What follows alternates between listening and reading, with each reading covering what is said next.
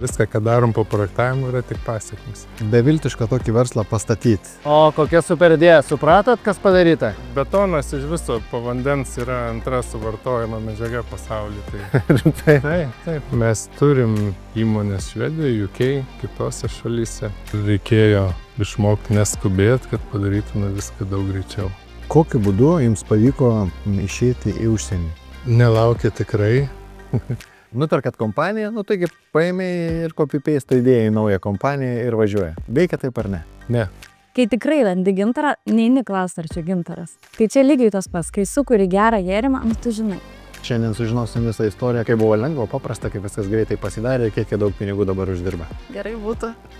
Mes varėm iš inercijos 2,5 metų ir užaugom iki 6 milijonų su nuliu marketingu. Kaip tai yra? Aš iki šiol nežinau. O MG Bubble tai yra žinoma Taivane, nepaisant to, kad mes ten nesam lentynose, bet parodoje vieni taivaniečiai sakė, you are a celebrity.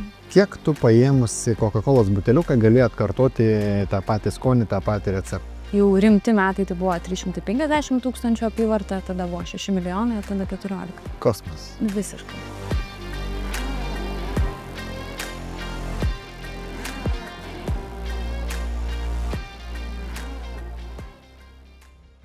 Sveiki gerbimieji, nauja mūsų laida jūsų dėmesio. Jeigu netaip seniai įsijungėt mūsų kanalą arba pirmą kartą įsijungėt mūsų kanalą, tai ką padarykit, tai pirmiausia užsiprenumeruokit, nes ir tikėtina, kad galit nepastebėti naujų laidų. O mes iki šių metų galo garantuoju, kad dar turim jūs kuo nustebinti.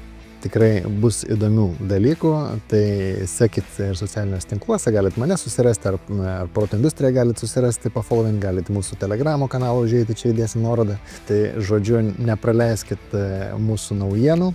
Na ir tradiciškai mes turim 2 naujas istorijas, nešildom oro, o žiūrim, ką turim.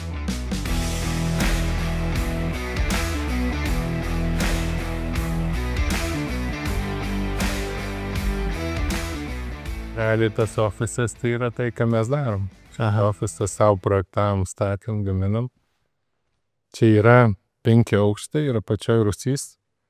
Tai mes jį pasigaminam, susimontavom per 3,5 mėnesį. Bet čia nuo nulio ar čia gana? Nuo nulio. Čia duobė buvo, ne? Jo. Tai samdėm projektų vadovą, kuris valdytų ten kitas dalis, irgi netikėjo, nes Lietuvoje dar tuo metu statybos daug nedarėm. Tai, patys savo pasistatėm ofisą ir dar metus įrenginėjo, nes netikėjo, kad taip greitai galima pastatyti ofisą. Ten jisai stovėjo be langų, langus tik vėliau ten sudėjo apdailą, visą darė taip vėliau. Okay. Mes eisim į gamybą pamatyti, kaip jūs liejat tas, kaip čia jūs vadinate, modulius tos, ne? Eisim pažiūrėti pas projektuotojus, ne, kaip jie tą prasideda. Kur viską, ką darom po projektavimu, yra tik pasiekmes. Tai einam pas projektuotojus. Kaip vyksta dabar projektavimas, jisai realiai viskas 3D ir yra modeliavimas. Tai šiaip projektuotojai dabar yra, tokie, sakyčiau, pusiau IT žmonės, nes labai daug elementų yra ir programavimo tame. Tai projektavimas anksčiau, jeigu ten nubrėžti liniją, tai dabar ne linija, tai yra duomenys, kad yra linija nuo koordinatės tos iki tos ir vėliau tai duomenys gali naudoti įvairiai. Jūs turite ganė ofisą ne tik tai Vilniuje, Kaune, bet ir kur dar Švedijoje, UK? Mes turim įmonės Švedijoje, UK, kitose šalyse. Estijoje dar vieną gamyklą turim ir dabar nesenai įsigiję, prieš porą metų įsigiję. O projektavimas jūsų ką apima tik tai betoninius gaminius, betoninės konstrukcijas, ką jūs darot, ar dar daugiau kažką, švoką kokį nors?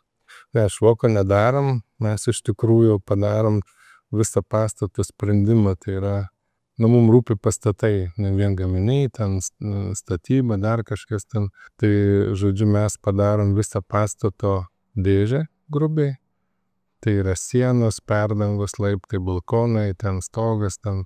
Taip toliau mes ateinam ant pamatų, kurie jau yra padaryti ir sumontuojam visą pastatą. Tai modelį panašiai mes padarom savo dalies modelį ir jau į tą modelį tada jungiasi kitų dalių projektuotojai.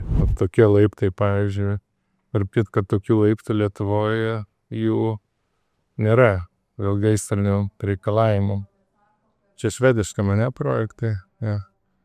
Švedai galima daryti, jeigu taip suprantat, yra ką veikti tokį daiktą tiksliai labai pagamint, nuvežt, po to sumontuot. Tai jūs pasigaminat dalim, čia pasigaminat formas, išliet čia vietoj ir vežat? Tai, viską čia pagaminam ir vežam. O kiek žmonių čia dirba? Čia va šitam ofise. Šitam ofise dirba kažkur bendrai apie 300 kažkur gyventojų yra. Bendrai Inguse dabar turim virš 800. Per visą grupę, ne? Jo. O čia norit pasakyti, kad va čia jau, čia iš jūsų gamyklos yra išėję ir čia jokios apdailos jau nebereik daryti nieko. Skonio reikalas, gali nusidažyti, gali taip palikti čia. Ir tokias irgi iš gamyklos jau atveža to paruošti dizainą. Jo, tos elementas. Jo. Čia jeigu per aukštus einam, netkreipiam dėmesio, bet kiekvienam aukšte skirtingi trikampiukai užpildyti ir duoda skirtingą raštą. Čia architektų tokia idėja buvo man su fainiai. O kiek jums sudėtinga ir va čia suprantu, kiekvieną tą gaminį jis individualus yra, nėra standartizuoti gaminiai. Ne. Ok, tai žodžiu, kiekvieną namą jūs galit visiškai, ne tai kaip tarybiniais laikais blokiniai namai visi vienodi, vienodas blokas, vienoda forma, liejam tūkstančiais. Ne, nėra taip. Tai yra istorijų, ten mano kolegė ten su draugais ten bendravo vakarėlį, sako, žiauriai, sako, tie nauji blokiniai namai, kaip jūs sakot, tai surenka vėlia blokiniai. Sako, žodžiu, negalėčiau, sako, blogas ten sprendimas, asocijuojasi su tais tarybiniais. Vienas smulkmena, kad jis tam name nusipirkęs butą ir jau gyvena, net nesupranta žmogus, nes vizualiai neatskirsi, tas charakteristikos yra labai geras. Iš esmės, pati medžiaga mes Pasiū namų asociacija irgi priklausom. Jeigu tu įlėjai betoną, panardini į izoliaciją ir vėl užlėjai betoną taip, vis tai yra homogeniškas produktas, vienalytis. Reiškia, nėra ten tų mikrotarpelių, ten taip toliau kaip tarp plytų blokelių ir kitų dalykų, kur vis tiek ta šiluma migruoja, oras migruoja. Tai, Pasiū namų asociacijos nuomonė, šitas sprendimas vienas geriausiai yra. Kas stebina, kad jūs iš betono darote individualiai, ne tai, kad štampuojate tiesiog? Taip, nes vis tiek ten tikrai architektam šiandien dienai, ko gero, sunku pasakyti, ko negalim padaryti. Ir aukštingumas ten, esam ne vieną pastatą statę, ten 20 kelių aukšto. Ten Klarione toks viešbutis, Helsinki Klarion viešbutis yra ten bras 19 aukštas, 17 aukštą baseinas yra iš fasado, kaip per tą filmą. Žinai, išneštas, gali ten paplaukiat, pažiūrėti į apačią, tai vairiausi projektą. Iš tikro kaip, jeigu yra architektas, vystytojas, nežinau, turi savo idėją, svajonę, tai mes darom tokius iš pradžių mažus pavyzdukus, po to natūralaus dydžio, jeigu reikia. UK, tarkim, netgi pastato dalį, kaip pavyzdį sumontavę. Skaičiau, kad 3 aukštus kažkur sumontavo. Čia užsakovas sumoka už jo dalį. Sumoka, jo. Mes galim biškai pažiūrėti realiai, gal kažką atpažinsit kur nors Vilniui. Na, čia, tarkim, lycė sumontuotas, tik plytą pakeitė, jisai apvalus fasadas yra. Galiausiai tokios plytos berods buvo kan įdėtas. Pavyzdžiai iš stand office jis jau yra pastatytas, sumontuotas. Ir čia yra 2 elementai sujungti, matot? Ir čia yra 2 elementai sujungti. Ne, nematau. Ar kurioje vietoje sujungti? Ar čia jau prieikit, gal matysit kurioje vietoje. Iš arti vis tiegi turėtumėt matyti. Ne, tai kad gerai, nekankinsi, va čia yra sujungimas. Čia yra silikonas, jeigu iš šono pažiūrėsit, čia yra tas besiūlis fasado sprendimas. Realiai, yra vienas, antras elementas, architektūriškai yra taip išspręsta, kad, jeigu žinai, pamatysi ten gal nuo drėgmės, ten oro sąlygų, gali kažkiek tenai keistis, bet realybėj tai architektams yra išspręsti klausimai, kaip ir čia, jeigu taip. Čia tikrai jau pamatysit, kurioje vietoje. Sujungimas kur? Taip. Reikia dabar čiupinėti, aš ten. Jo, čia ir yra sujungimas. Gerai čiupinėti. Tai, kad greičiau jau supratau, ar pigiau tokiu būdu statyti? Kas tas pigumas yra ten, jeigu tokį fasadą nori padaryti statybos aikštelį, tai manau, kad čia daug pigiau. Nes, ar iš visą įmanoma taip ten sumūrinti tas plytas, 3D tokį padaryti sprendimą, čia dar didelis klausimas. Ai, va, labai įdomus momentas. Pačiusgi visur lynas, ne? Tai šitoj skintai suprantu irgi lynas. Šito špyto lynas galėtų būti geresnis, bet, gerai, čia taip, kaip sakyt, taikliai gaudot. Jeigu būtų horizontalus, tai, būtų daug daugiau, kur galima ką įdėti, padėti. Tai daug kur darom tik vertikaliai viską, kad, negalėtum įdėti daugiau, negu ten gali įdėti. O kokia super idėja. Supratot, kas padaryta? Padaryta ne plokščiai, kad neprimestum tiesiog, o padaryta nuožulniai, kad padėtum į tą vietą, į kurioje turi būti. Jau, nes kitu atveju iškrenta. Tai, okei. O kaip jūs, kai yra tiek skirtingų užsakymų, tiek skirtingų gaminių, ėsdinių, visokiausių spalvinių gamų projektų, kaip jums čia pavyksta efektyvumą išgauti? Čia iššūkis buvo, ar ne? Didžiulis, tai yra 14 metų turta sistema ir ypatingai jeigu tu nori lyno principais vadovautis, tu just in time delivery, kur turi viską daryti eilės tvarka. Kažkur vienu metu apie 30 projektų mes taip daug įvairiose stadijose įgyvendinam. Jūs labai daug betono naudojat. Kas laukia jūsų industrijos? Vis tiek betoną pabiškiai išstuminės kažkiek, ar ne? Kažkiek pakaitalai, užpildai, dar kas nors. Ta prasme, visą laiką, bet betonas iš viso po vandens yra antra suvartojama medžiaga pasaulyje. Taip. Ir visą laiką buvo ten ir medis, ir metalas, ir betonas, ir kitos tas medžiagos tikrai. Mes už medį dar neparodžiau, turim pasigaminę ir prototipus tokius, sakykime, hibridinius produktus, kur yra medis, izoliacija ir su betonu kombinuoti. Bet realybėje vis tiek ten, Nes dabar reikalavimas yra viešos paskirties pastatam, kad jau medžio daugiau naudot, ar ne? Jo, bet ten reikia iš tikrųjų žiūrėti visą tą skaičiavimo metodiką.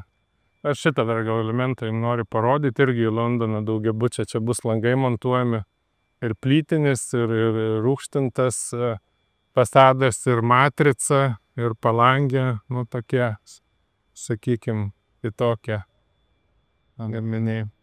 Tai va. Ir jau šitoks, kai pasistato, jau jam nieko nebereikia, iš vidaus nori dažai, nori nedažai, ne? Jo. Švedai, tarkim, labai mėgsta purkšti glaistą, ten mechanizuotai, ten milimetras keli apdirbti ir tiesiog grubų dažą. Lietuviai ten su šviesom, su gulščiukais, ten viską, kad ten būtų lygiau už veidrodį. Tai va, tai skirtingos šalis labai skirtingai žiūri. Kai pradėjot lyną dėkti, kas buvo keli tokie momentai davė didžiausią efektą, kur supratot, čia lynas yra naudingas? Lynas yra tik pakuotė. Čia yra gal toks loginis mąstymai, sakyčiau. Labiau, jeigu tu mažiau prisilieti, mažiau ten švaistai, mažiau lauki, kol kažkas kažką padarys, jeigu procesas tolygesnis, taip toliau. Tai sakyčiau, gal tikėjimas, kad idėja apskritai yra teisinga, požiūris yra teisingas, nes kažkurio momentu supratom, kad nesvarbu, koks tu būsi kietas pardavėjas, bet jeigu tu parduosi kažką tai per brangiai arba nekokybišką daiktą, tu vieną kartą, galbūt 2 kartus gali parduoti, tu turi būti konkurencingas ir ta prasme ir kokybiškas ir laiku. Anksčiau statybininkai kaip ten rusiškai geriau skamba, bet lietuviškai, kaip ten sako, statom greitai, pigiai ir kokybiškai, išsirinkit 2 sąlygas. Bet realiai laikai pasikeitė, dabar iš tikrųjų tu turi ir kainą duot gerą, ir greitį, ir kokybę, nes kitaip tu nebūsi rinkos dalyvis. Tai.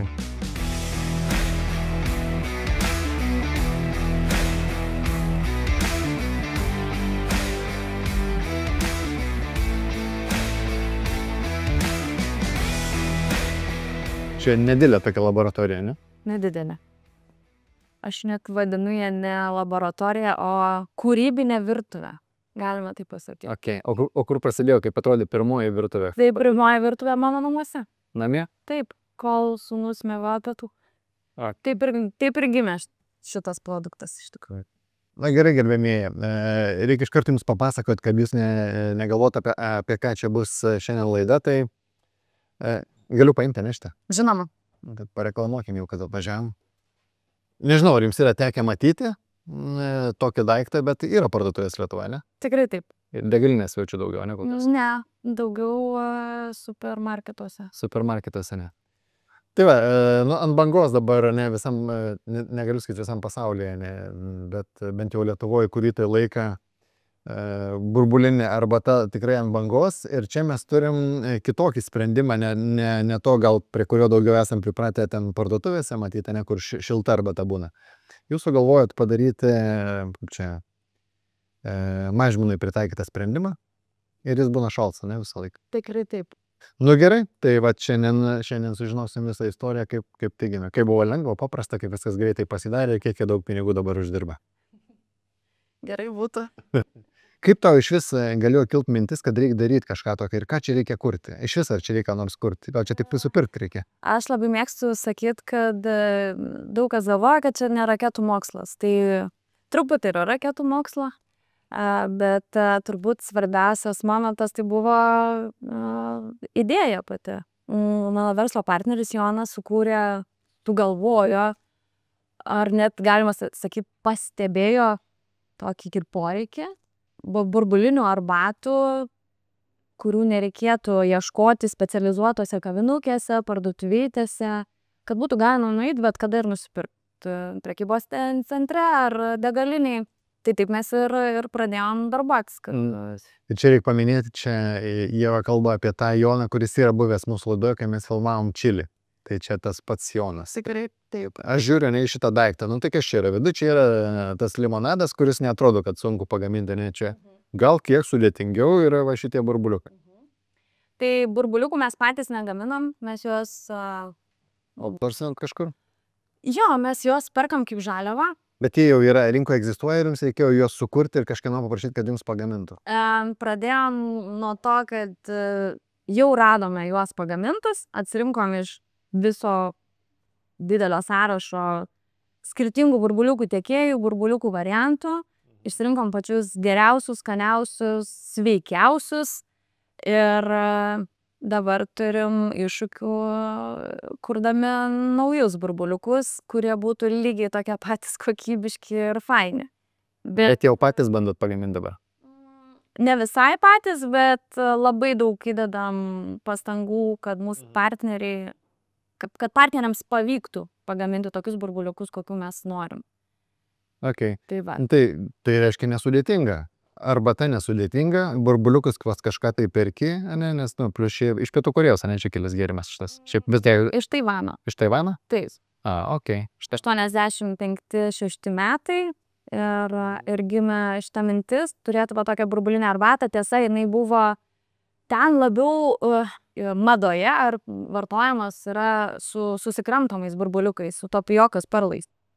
Pas mus yra sprokstantis perlai. Tai čia toks labiau vakarietiškas gal variantas. Taivane nelabai jos geria, nors čia irgi toks fun fact, kad OMG Bubble Tea yra žinoma Taivane, nepaisant to, kad mes ten nesam lentynose, bet parodoje vieni taivaniečiai sakė, you are a celebrity. Tai atsakant į klausimą, kur čia yra visas sudėtingumas. Tai mes buvom pirmieji pasiūlę iš viso tokį konceptą, kad atskiriam burbuliukus nuo skysčio. Aš prieš tai jau buvau... Reiškia, ne limonadą, kad jie plaukėtų, kad jie savo turėtų talpą. Taip, nes prieš tai jau buvau kūrusi, kokie 5 metai prieš tai, kai Jonas su manim susisiekė, kad kurčiau gėrimą. Tai buvau kūrusi burbulinę arbatą, kur jau yra burbuliukai, buvo skystyje. Ir nepavyko. Aš iš karto Jonai pasakiau, kad galim daryti, bet tikrai reikia atskirti burbuliukus. Nu ir viskas, taip pat kilo tokia vat mintis, kad aišku reikėjo čia ir dabar, nes idėja gera ir laiko nebuvo. Tai ėjome tokiu būdu, tokį tiesiog sugalvojom. Nu ir prasidėjo visi iššūkiai.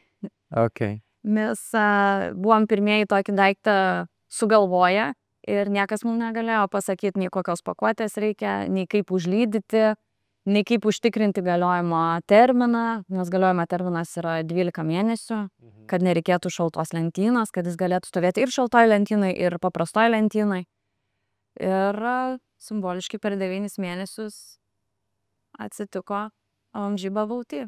Prie tų visų dar marketingo OMG nueisim, bet man dar toks klausimas. Sakei, kad atsirinkom skaniausius, ane, pradžiai.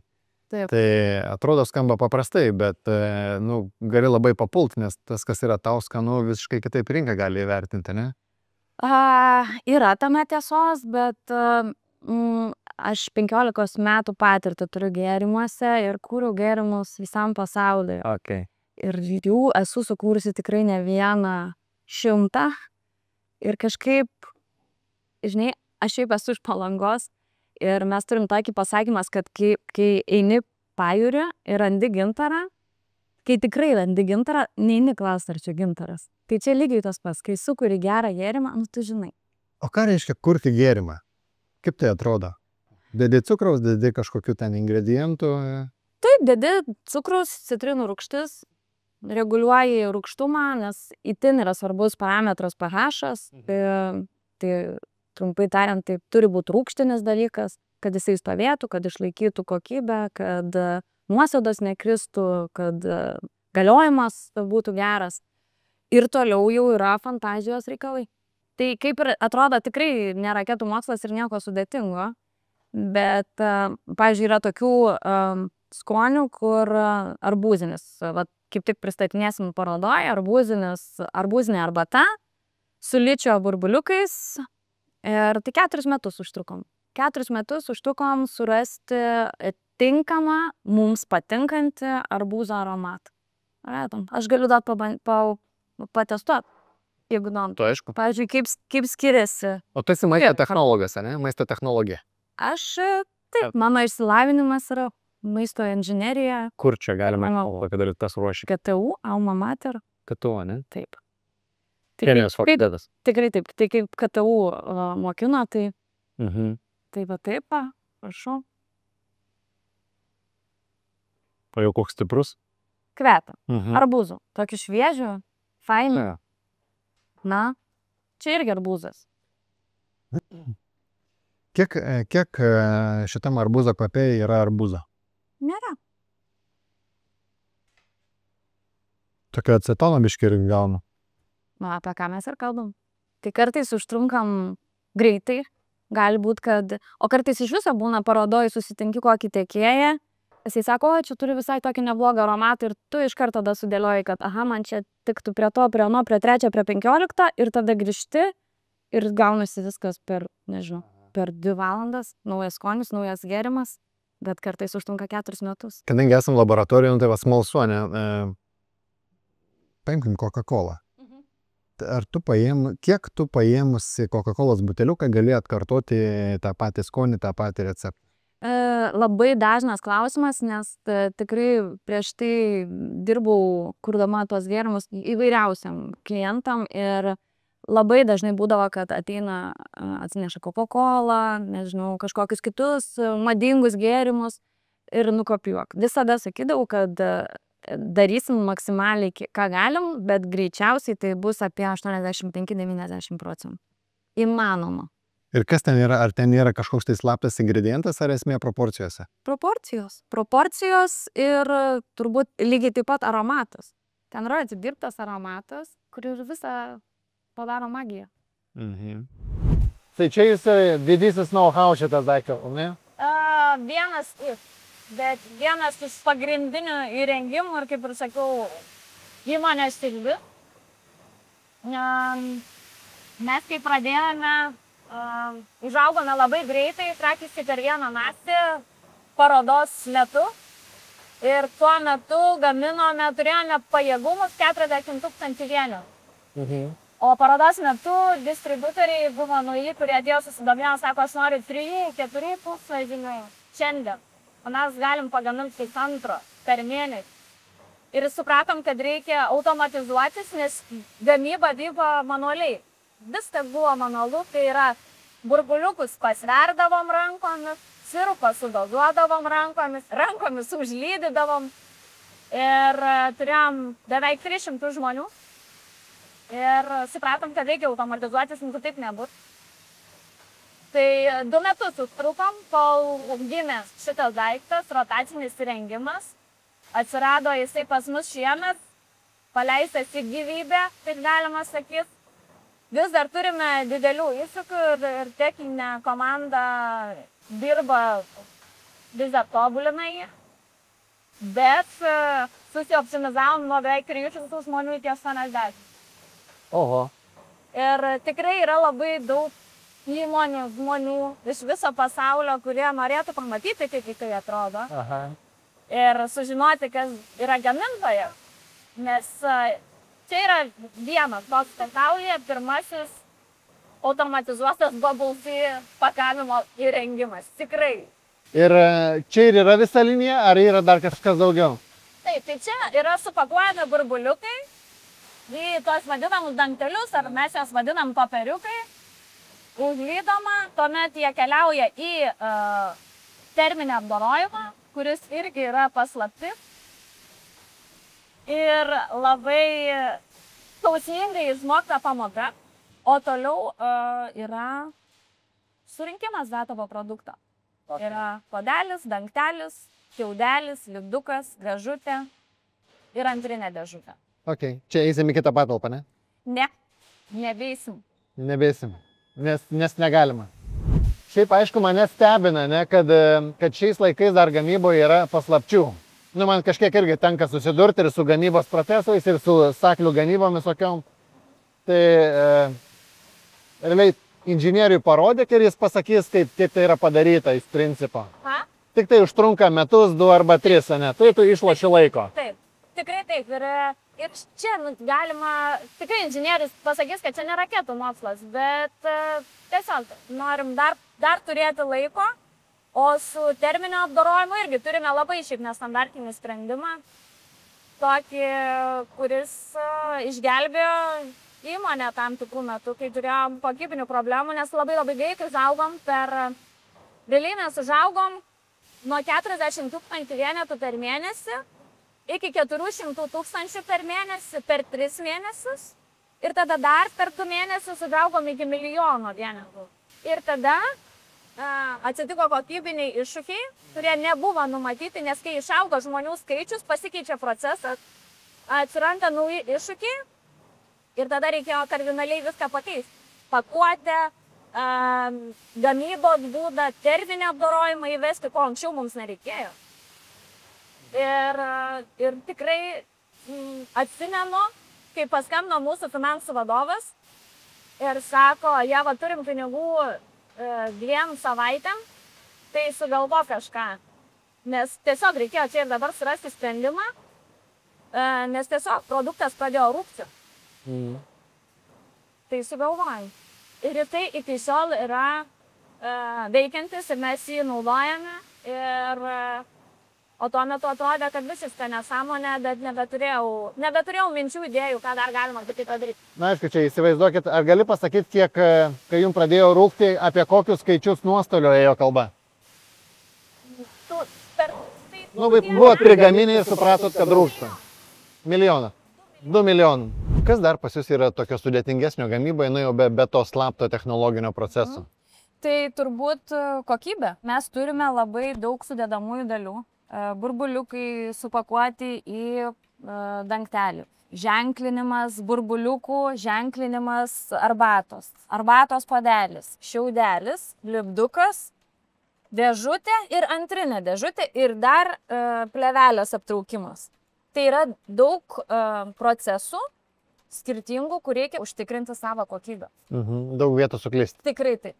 Man įdomu, koks buvo įspūdis, kai jūs paleidot tą partiją ir supratai, kad produktas rūgsta. Iš kur sužinojai, kas pirmas pasakė, pranešė arba, kitą žiniai kitavęs atėjo? Aš sužinojau, bet aš tiesiog tvarkiausi ofise spintą, žiūriu kažkaip keistai ten tas toperiukas elgėsi. Ir lyg ir šnipščia kažkas ir nesuprantu, nes kaip pučiasi, kai rūksta daiktas, jisai išskiria CO2, automatiškai praplyšta užlydimo, tarkim, siūlė, tarkim, praplyst, nes spaudimas susidaro, praplyšta užlydimas ir viskas, ir tada prasideda keisti garsai. Ir tada supratau, kad kažkas negerai, bet nesupratau tuo metu masto. Aš galvojau, kad čia kažkas labai laikino, gal kažkas kažkur kažkas rankų nenusiplovė, nu, daug žmonių yra ir visko gali būti, bet ne, buvo kitaip. Ir buvo išvažiavę jau į prekybos centrus? Per visą Europą. Kaip atrodo, mes tik girdėjai iš spaudos, ne ten koks nors atšaukimas, ten automobilio atšaukimas, ten kokio produkto atšaukimas, kaip atrodo procedūra, kad tu žinai, kad reikia išspręsti problemą, o tu esi po visą rinką paskleidęs? Komunikacija. Mes neturėjome atšaukimo iš rinkos, mes sugebėjom suvaldyti tą situaciją, kad neturėtumėm atšaukimo. Tai komunikavom su savo partneriais, distributoriais ir iškart pasakėm, kad gražinamės produkciją, išiminėjom iš lentynų. Kai tu ateini pats savanoriškai, ateini, nuleidi galvą ir pasakai, kad nepavyko ar kažkokia yra problema, tai yra visai kitaip, negu kad tave pagaus ir sakys, aha, ir tu tada sakys, net nežinojau. Tai mums pasisekė, kad mes sužinojom pirmiau negu mūsų klientai. Aš kaip džiaugiuosi, kai yra pasikeitusi ta komunikacija, va kiek per verslus važiam, nu, ir tavo pavyzdys nerodo. Va ir laidoj pasakoja, atvirai buvo tokia bėda, ar ne, iš to galim pasimokyti visi. Neslepiama, seniau stengdavosi, ne, ten senesnį verslai gal paslėpti, kad neišeitų į spaudą, ne, kažkaip, nu, kažką susitarti. Bet dabar tai yra visai kitas, kaip čia, kitas prieimas prie klausimo ir manau, kad visi mes dėl to galim jaustis saugiau, ne? Ir klientai, ir jūsų klientai, ne? Ir vartotojai visi. Tikrai taip ir man atrodo, kad yra šiaip labai svarbu dalintis. Nu, čia yra laida skirta verslininkams, jauniems verslininkams wannabe. Tai visko bus. Reikia suprasti, kad yra... Niekas nesakė, kad bus lengva daryti verslą. Ir jeigu būtų lengva, visi būtumėm verslininkai. Nebūtų kam dirbti samdomų darbų. Kiek sukot galvą apie pakuotę, apie plastiką, nu va čia ne. Aha. Čia plastikas, va čia ne plastikiniai maišeliai, šiaudelis popierinis čia ne jau. Taip. Kiek dėl to sukot galvą, kiek čia jums buvo problema, iššūkis? Iššūkis apskritai buvo, kaip rasti sprendinį ar tinkamą pakuotę šitam daiktui. Nes čia yra, kas čia yra? Polipropilenas. Žodžiu, kartonas apklijuotas plėvelė, ne? Grubiai tariant. Ne, čia yra iš esmės puodelis polipropileninis. Čia plastikinis vidus. Taip, jis yra polipropileninis ir čia yra... Šiaip yra ir čia kirtimo juosta, galima nulupti, lengvai kartoninę etiketę ir rūšiuoti. Dėl šiaudelio, tai tuo metu, kai mes pradėjom, buvo tik pati pradžia to naujo faino įstatymo, kur uždraudė plastikinius šiaudelius. Tai mes iškart žinom, kad reikia, kad jis būtų teleskopinis, kad jis išsiskleistų, kad nebūtų taip, kad čia styro kažkaip neestetiškai negražiai. Tai tuo metu gamino vienintelis gamintojas Kinijoje teleskopinį tokį šiaudelį, tokio diametro, kokio mums reikia. Kad tiltų burbuliukas jums. Taip. Užtrukom, kol suradom, o pakuotė kitų variantų kaip ir mes nelabai svarstam, nes stiklas iš karto atkrito, nes tai yra labai sunki pakuotė ir netinkamas daiktas šitam produktui absoliučiai. Kitas klausimas, greičiausiai žiūrovams kilo tas klausimas. OMG. Čia tas ir turime omeny, oh my god? Taip. Būtent, ar ne? Taip. Čia nebuvo problemos susipatentuoti tokį ženklą. Šiaip buvo labai keista, nes nebuvo registruotas ženklas Europoje. Šitas dalykas, kur yra taip gerai žinoma, raidžių kombinacija, aiški žinutė, labai universalus kaip ir prekinis ženklas, bet kam tinkantis, vaikams, suaugusiam, jis buvo laisvas.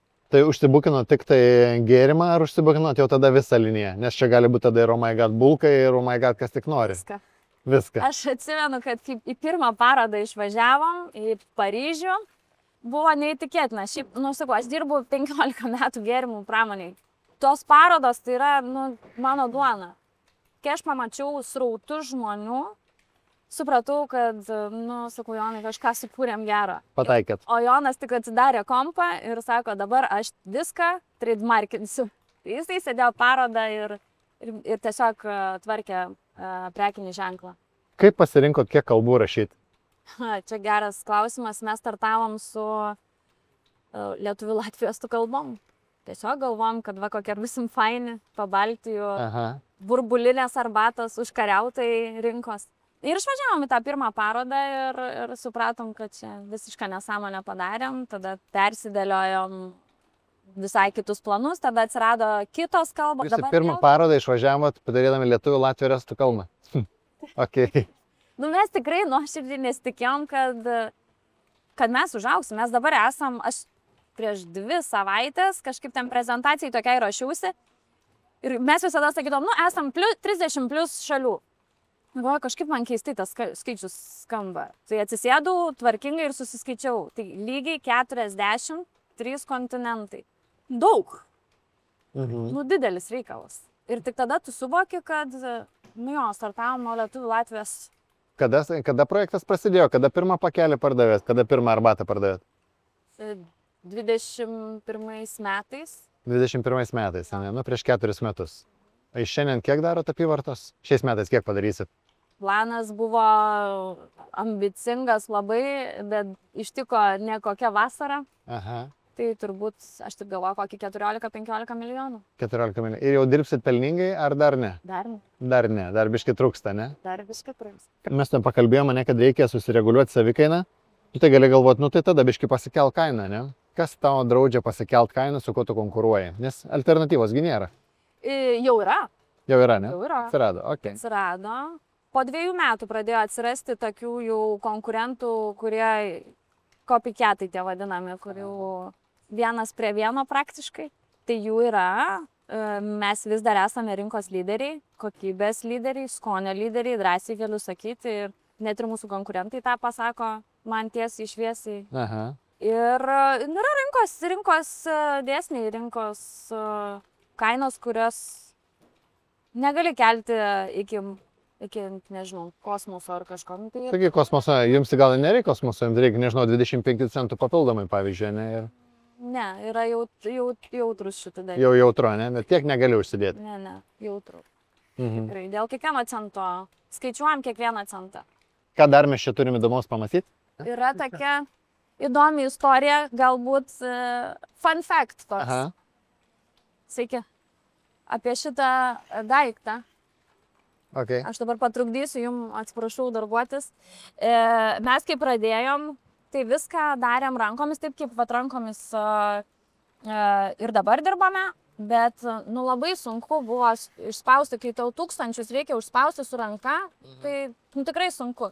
Ir vienas mūsų darbuotojas atėjo pas pamainos vadovą ir sako, žiūrėk, sako, tokį daiktą, sako, namuose radau, pabandžiau, diametras atitinka žiauriai patogu uždėti ir žiūrim, pagreitėjo procesas, žmonės mažiau pavargsta, visiems gerai. Ir sakom, tai perkam jų daugiau, ten jis gal 2 tokius atnešė. Išsiaiškinom, kad čia 90-ais gamintas kažkoks santechnikos įrenginys ir jie jau nebegaminami. Nu tai 3D printeriai, bet va iki dabar 4 metai naudojam ir va darbuojasi. Aha, matai kaip fainai.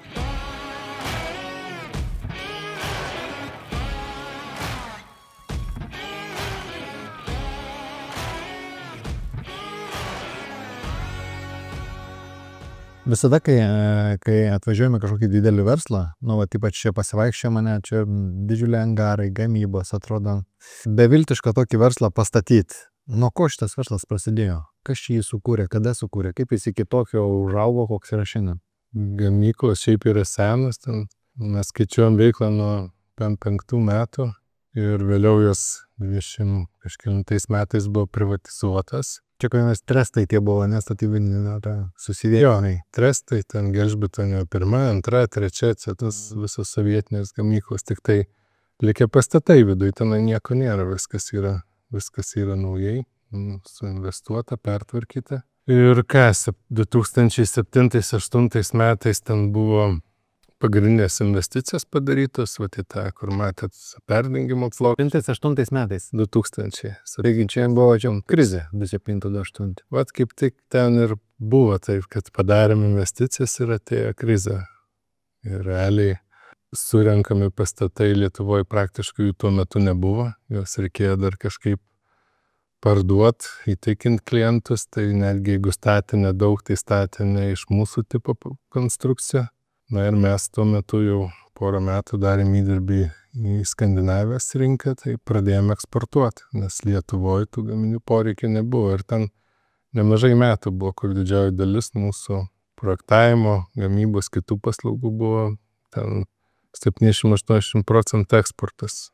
Tai šiandien dienai populiariausias statybos būdas, ko gero, yra kas liečia daugiabučius, ofisus, visus kitus pastatus. Iš tikrųjų, sunku net pasakyti būtų, kokio tipo pastatų nesam statę. Stadionų netgi esat statę. Esam, 3 esam Švedijoje suprojektavę, pagaminę, sumontavę, 2 tokius didesnius, ten 12-15 tūkstančių vietų, kitas šiek tiek mažesnis, tai vat Vilniuje dabar irgi montuosim, gaminam jau šiuo metu, projektuojam. Nacionalinėje. Ta nacionalinė. Nacionalinė? Jo. Šiaip įdomumo dėliai, kiek čia 40 metų jį stato, nes su pertraukom nuo pat pradžių. Ten buvim Markučiai ir dabar ten visos etapuose dalyvavom. Okay. Ir paskutiniame etape irgi dalyvaujam, ganėtinai didelė apimtim, tai mes atsakingi dabar sumažino šiek tiek apimtį, metalo konstrukcijos yra ne mūsų apimti, bet visas gelžbetonio pagrindinės konstrukcijos mes jas projektuojam, šiuo metu gaminam. Spalį planuojam pastatyti kraną ir nuo lapkričio montuoti. Tai kada pasimatys jau tas visas kontūras stadiono? Kontūras pradės matytis lapkritį. Tai realiai žiemą jau tikrai ten matysis nemaža dalis. Jūs galite ir žiemą montuoti, ne, jums kliučių nėra? Ne, nėra. Kokiu būdu jums pavyko išeiti į užsienį? Ten laukia tokio produkto, reikėjo mokinti tuos skandinavus, tarkim, kad vyksta tokiu būdu statyba modulinių.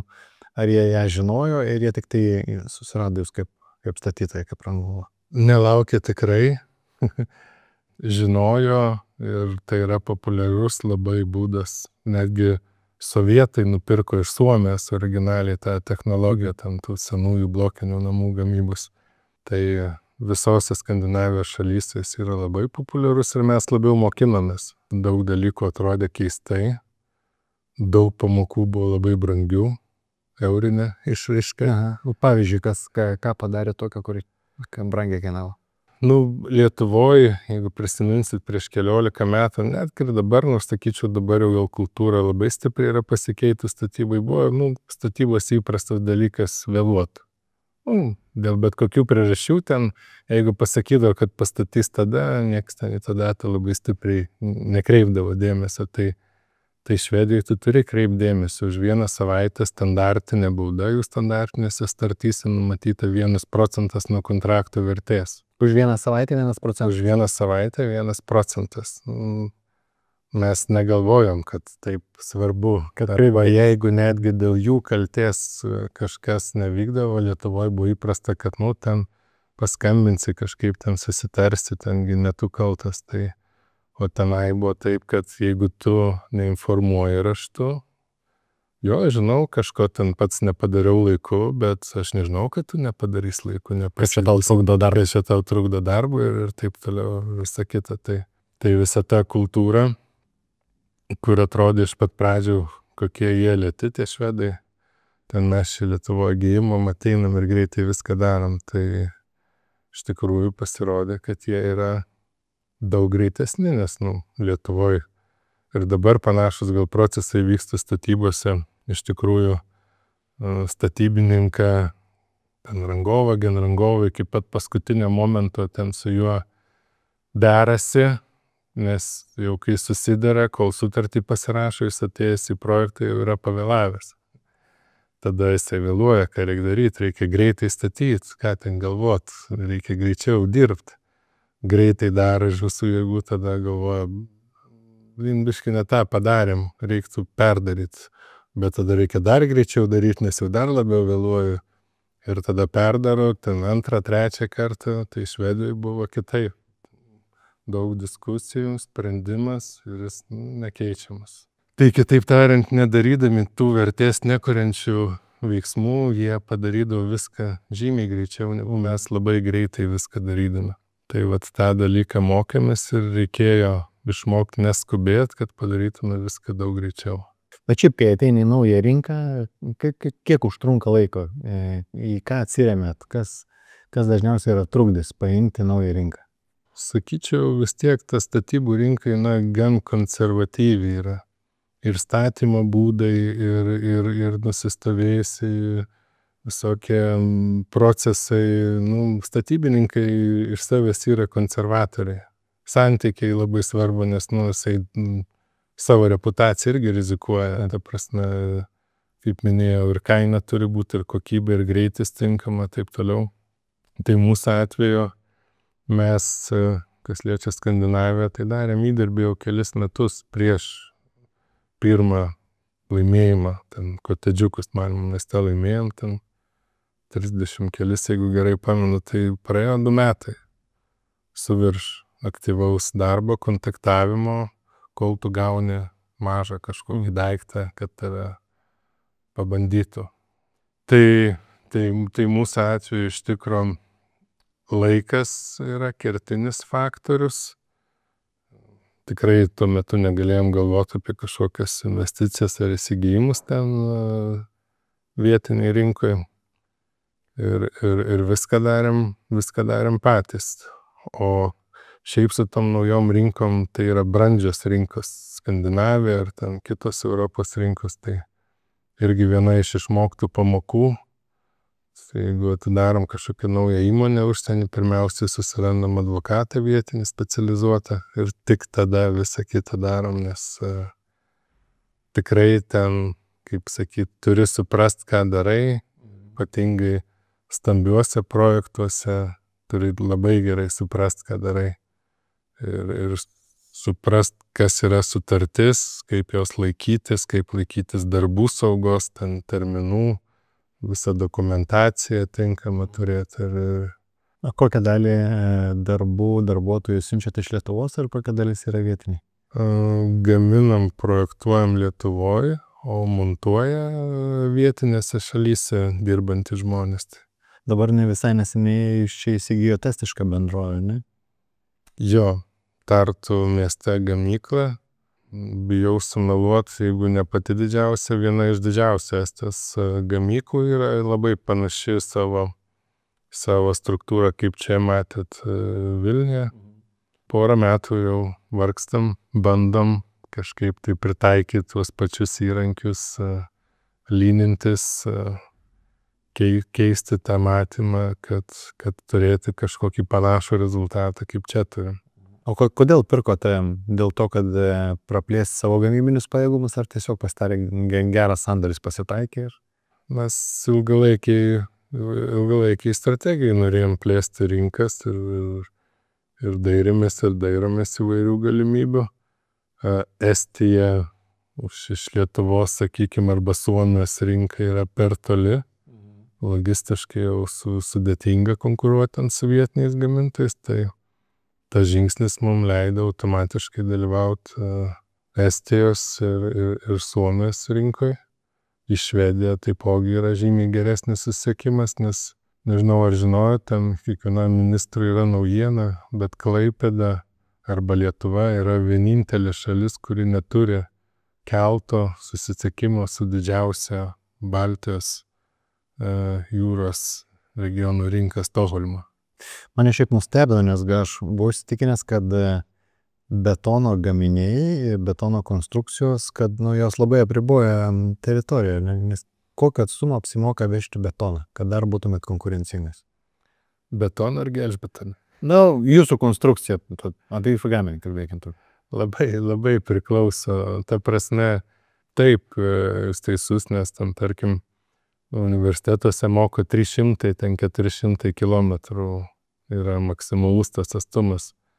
Bet mes neparduodam gaminių, mes parduodam pastatus. Tai yra ir projektavimas, ir montavimas, ir kranų paslaugos savo irgi turim nemažai. Tai mes parduodam pastatus. Ir iš tikro jau Švedija atrodė toli. Ten esam Norvegijai įgyvendinę Statoil ofisą Herštadė, tai yra 300 km už poliarinio rato, labai šiauriai. Nežinau, ar čia toliau, ar UK ten Lydsas, Londonas, sakykim, bet atstumai iš tikrųjų yra dideli ir pati idėja yra tame, kad, kokį tu tą gaminį darai. Jeigu jisai yra išbaigtas ten su galutinė išorinė apdaila, su ten klinkeriniais 3D visokiausiais ten spalvotais fasadais, langais, tai ta vertė yra visai kitokia negu, tarkim, paprasta betono, kaip jūs sakote, ar perdangos plokštę ten nuvežtas, kaip ten vertės tame yra žymiai mažiau. Kai galvoju, kai nupirkot estišką įmonę, kokia pamoka yra? Ar va čia viską Lietuvoje turit pasidarę, viskas veikia, įsidėgė lynus, visas merdėgė. Na, gerai. Naudojat lyną, ne kažkur. Žodžiu, mechanizmas veikia. Nuperkat kompaniją, taigi paėmė ir copy-paste idėją į naują kompaniją ir važiuoja. Veikia taip ar ne? Ne. Neveikia. Iš tikro labai tikimės, kad veiks. Kai kurie elementai pradeda veikti, kai kurie elementai veikia, bet vėlgi ten yra kultūriniai skirtumai, sutinka net ir lietuvių ir estų, tarkim. Tai yra vadybiniai dalykai, kurie užtrunka vis tiek pokyčiai, vertybės, jos irgi gali skirtis. Mūsų atveju, ten, sakykim, vizija, misija, mūsų vertybės, nėra tušti žodžiai, tu turi įtikint estus, kad tai irgi veikia. Tai, sakykim, tas užtrunka. Šiaip iš tikro, kalbant apie vertybės, aš, kiek jauni žmonės ateina į projektavimą ir pas mus ten dirbti, jiem tai irgi ne paskutinį vietoj. Ar tai, jiem atitinka vidų ar neatitinka. Mes Ingus turim viziją statybą be statybos aikštelę. Reiškia, kuo daugiau statybos norim pagaminti pas save gamyklose. Ir tą kryptingai darom daug metų ir tikrai, jeigu taip žiūrint, šiais metais rinkai pristatėm ir jau pirmus projektus montuojam tais rūkštintais, ekologiškai apdirbtais fasadais, prieš tai plytiniai fasadai, klinkeriniai, kurių nebuvo gamyklose pagamintų, dar prieš tai matricos, tai yra įvairios ten 3D formos, ar grafik konkret, kur yra piešiniai įvairūs, ten galima chemiškai ten išgauti. Tai žodžiu, mes kryptingai dirbam, kad kuo daugiau statybos pagamint pas save gamyklose ir įsivaizduojam statybą be statybą aikštelę. Misija mūsų yra sudėtingus dalykus, darom paprastai. Pats minėjote, ten tie kiekvienas elementas unikalus, eilės tvarka, kiekvienas projektas skirtingas ir spalvotas, ir plytinis, ir paprastas, ten taip toliau. Jie nėra paprasti projektai, taip, bet mes juos darom viską, vadybinė prasme, kad suvaldytume ir klientui būtų paprasta. Jis aiškiai suprastų, kada pradedam, kada pabaigiam, kaip jam susiplanuoti savo likusius darbus ir ten, žodžiu, patikėt mumis. Ir tada 3 vertybės. Ryžtas keistis, sutinkat pokyčių čia nemažai. Yra įvykę nuo tų tarybinių laikų gamybos ir visom prasmėm. Tada nebijom keistis, tada nuolatinis tobulėjimas, mes tą lynų prasme darom pastoviai. Ir bendrystę darom visi kartu. Tai lynas yra pas mus ne tik gamybai, ir statybai, ir logistikoje, ir buhalterijoje, ir pardavimuose, ir visur. Beje, turim lynistą, kuris yra neatsakingas už lynus. Reikia paaiškinimą šitam. Už lyną atsakingas esu aš, kiekvienos įmonės skyriaus vadovas, bet ne lynistas. Jisai gali padėti ten metodinę medžiagą, pamokyti teoriją, ten kokie yra tie nuostoliai, ten laukimas, prisilietimai, atstumai, kad ten esmė yra ne kuo daugiau padaryti, bet nedaryti tas, kas vertės nekuria, kad per tą patį laiką padarytum daugiau. Tad atlikti stebėjimą, ten patreniruoti, pagelbėti, jeigu yra poreikis. Kaip sunku iš tikrųjų tą lyną dėkti, aš irgi atsimenu ir stebėjimus, irgi sakydavau, kad reikia važiuoti į objektus, tiesiog stovėti šone ir užsirašinėti ten, kas vyksta. Ir tai taip sunku išlaikyti yra tą, turėti valios nenumesti šito, nes neduoda labai greit rezultato. Tai galvoju, čia gal kažkur turit pamokų, kaip išlaikyti, kaip nenumest, kaip sulaukti to rezultato. Nu, čia ko gero reikia suvaldyti lūkesčius ir atsakyti, kas tas lynas yra. Jeigu nori įsidėti kaip, nežinau, ten apskaitos ar projektavimo kažkokią ten technologiją, programinę įrangą, tai taip nepavyks. Bet jeigu, kaip ir gyvenime, jeigu žmogus nusprendžia ten sportuoti, sveikai maitintis, ten atsikratyti kažkokių žalingų įpročių panašiai, tai irgi nėra lengva. Tai lynas mums yra daugiau toks mąstymo būdas ir filosofija, tai yra tam tikra pakuotė. Šiaip ir tarptautiškai ten tos kompanijos net stengiasi kitą kartą nevadinti, kad tai yra lean. Ten sako Toyota Production System arba ten The Way of Skanska Working. Ten, žodžiu, jie stengiasi paslėpti, nes, kad nesikelt kažkokio tokio galbūt pasipriešinimo. Bet vėlgi ten, sakykime, Švedijoje, Suomijoje, ten šiaurinėse šalyse tas lynas jau yra pas daug kraujyje. Jie net, kaip minėjau, ten jie stengiasi kultūriškai nedaryti bereikalingų veiksmų. Kas šitam versle yra didžiausias iššūkis? Kas yra sudėtingiausia? Bendrai gal statybų versle, projektiniam versle, sakykime, visas tas srautas suvaldymas, ten yra skirtingi srautai, ten gamybos, ten finansiniai, kažkokie ten, sakykime, projektavimas statybai, bet tie projektai, jie stumdosi. Jeigu tu susitari ankstyvoje labai stadijoje ir tas projektas jisai nusistumia, tai tu tuo metu tikėdavausi jau jį gyvendinti, tu neėmėjai ant viršaus projekto, kuris ten yra virš tavo galimybių ir būna tokie momentai, kai tie projektai susistumia į pikus arba atsiranda duobės. Tai va, yra krizės įvairios, kur irgi, sakykime, kada dirba pas mus dabar virš 800 žmonių, tai nėra taip lengva juos surinkti, apmokinti, susiderinti tarpusę visus veiksmus, kad viskas vyktų taip, kaip nori. Ir jeigu staiga tau yra kokie nors metai ten blogi, tai susimažint gal ir greitai gali, bet paaugti šiuo metu yra labai sunku. Aš šiaip, jūsų nemaža rinkos dalis yra Skandinavija. Girdėjau, kad Skandinavai čia buvo pristabdę, irgi savotišką krizę turėjo, jau baigėsi? Ne.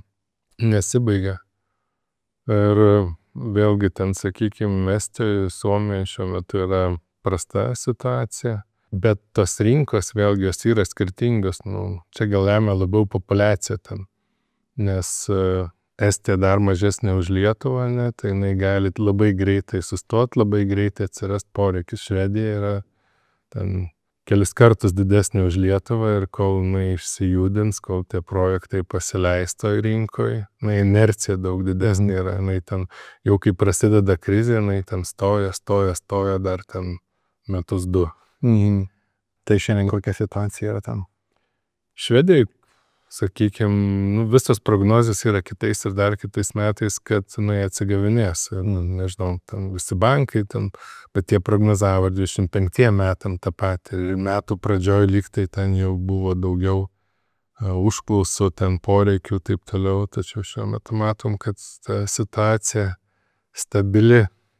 Ir skaičiai rodė, kad pirmas ketvirtis Švedijos buvo prastesnis negu 24 metų pirmas ketvirtis. Ar kiek teko metų dirbti organizacijų, kai veikia nuostolingai? Ar buvo tokių metų? Be abejo buvo. Netgi praeitį metai pas mus konsoliduoti buvo, tokie 0 su nedideliu nuostoliuku. Tačiau nuo 7-8 ta visa krizė, mūsų atveju gan ilgas laikotarpis buvo kelių metų, kur dirbom nuostolingai. Tai teko, tiesiog tu turi matyti, suvokti, ką tu darysi kitaip, kad pakeisi situaciją. Jeigu ten matai nuostolį ir ten nieko nedarai, tai greičiausiai nieko ir nebus. Ten jeigu nori kažkokio kitokio rezultato, turi atlikti kažkokius kitokius veiksmus. Tai mes buvom tik gamintojai tuo metu. Dar anksčiau ten tik standartinių produktų gamintojai. Tai šiuo metu mes tiekiam daug paslaugų, daug galimybių, įvairių sprendimų, ten ir architektam, Ir ta gamyba pas mus, mes ir perkam nemažai tų gaminių. Ir iš išorės, ir metalo konstrukcijų, ir įvairiausių tipų. Tai mes esam pasikeitę labai stipriai. Kas gelbsti vadovo, pavadinkim savijautą, kai tarkim metus, 2 turi nuostolį, ne? Atrodo, kaip ir dedi maksimaliai pastangų, daug dirbė, bet rezultato nėra. Dėl rinkos, maža dėl ko. Kaip išlaikyti tą motyvaciją, kaip nesugriūti, nenumesti, nežinau, neišėti bandelių kepti. Su metais, ko gero, dabar kitaip vertinu situaciją, negu ten prieš 20 metų, nes dabar aiškiai supranti, kad realiai yra dalykai, kurie nuo tavęs priklauso ir kurie nepriklauso. Tai, sakykime, tie rinkos ciklai, jie yra, buvo, bus ir reikia tą suvokti. Ta prasme, tu gali ką nori daryti, jeigu nestato ofisų, neperka būtų žmonės dėl bet kokių priežasčių, nes moka ten daugiau palūkanų už elektrą, dujas ar ten geopolitinių kažkokių įvykių, taip toliau, tu nieko nepadarysi. Nuo tavęs tas dalinai nepriklauso, turi iš tikrųjų daryti tai, ką turi daryti, tai yra valdyti ten srautus, sąnaudas, kitus dalykus ir laukti ateinančio ciklo. Tai sakyčiau, supratimas, suvokimas, jis ne paskutiniai vietoj, ten tas aklas daužimas galva į sieną ar ten panikos įvedimas kolektyviai, jisai nieko neduoda. Realiai gali pakenkti ar padės, abejoju. Per tiek metų versle, kokių turit taisyklių? Taisyklių tokių, kas gal ir jūs apibūdina kažkiek, jūsų darbuotojas sakytų, mūsų vadovas tai taip sako, tą sako, šitoj situacijai taip sako. Žinai, su tom taisyklėm iš tikrųjų sakyčiau, kad labai keičiasi tos taisyklės. Ir jeigu ten prieš 15-20 metų tose, nežinau, dauguma darbuotojų dirbo vadovui, ten dėl vadovo, taip toliau, tai dabar sakyčiau, kad tie vadovai daugiau dirba dėl žmonių. Ir tikrai ten mūsų srity, ten Gelžbetonio gamykla, ne, kaip pavyzdys, ten visi turėjo vairuotojų savo. Į asociaciją atvažiuoja, gėdint bandė, kad be vairuotojo atvažiuoja, dabar visi važinėja puikiausiai be vairuotojų. Pas klientą gamyklų direktoriai niekada nebuvo nuvažiavę. Buvau pirmas direktorius ir labai nustebo statybininkai, kad gamyklos direktorius atvažiavo. Gelžbetone kažkas ten unikalaus buvo, taip nebūdavo. Tai tie laikai keičiasi ir sakyčiau, tas sakykime, ieškojimas vis geresnio varianto, tai čia ne tik mane gal, bet ir visai mus apibūdino, nes vėlgi dabar ypatingai su jaunąja karta, tai jeigu jis kažko nežino, tikrai ne jis kaltas ten vadovas, jeigu kažko ten jam nėra, vėlgi visi aplinkui, bet ne jis, tai tas vadovo funkcija dabar yra ne tik tai, kaip sakyt, reikalaut, kad ten turi būti taip, kitaip ar trečiaip, bet vis tik tai suprasti ir tos jaunesnės kartos atstovus, kaip jie masto, kaip jie dėliojasi, kaip viskas keičiasi dėl to, kad jie ten daug skrolina, per sekundę gali atsidurti bet kokioj pasaulio parduotuvėje, taip toliau, tai deja viskas, vyksta kitaip. Ir aš galvoju, kad tas vadovas, kuris sako, čia nesąmonė, turi būti taip, ar ten kažkaip kitaip, jis yra labiau gal toks, gali turėti savo principus, ten, ten nevėluot, prisimti atsakomybę, strategiškai, ten mąstyti, dėlioti, aš ne apie tą vietą kalbu. Bet tarkim, manau, kad vadovai dabar yra pagrindinis iššūkis, tai yra gebėti prisitaikyti prie besikeičiančios aplinkos.